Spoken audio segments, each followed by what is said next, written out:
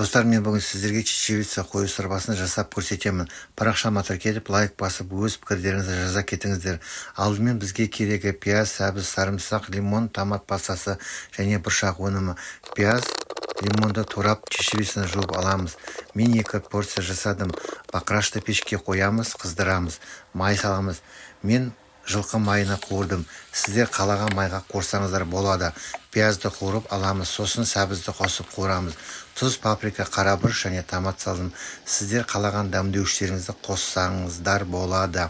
Жуылған чечевицаны қосып кішкене қуырамыз, сосын су құйып 15-20 минут қайнатамыз.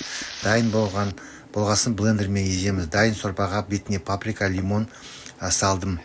Біздің дәмді чечевица қою сорпамыз дайын. Астарыңыз дәмді болсын. Сіздер де дайындап көрсеңіздер болады. Достар, парақшама тіркеліп, лайк басып, пікір қалдыруды ұмытпаймыз.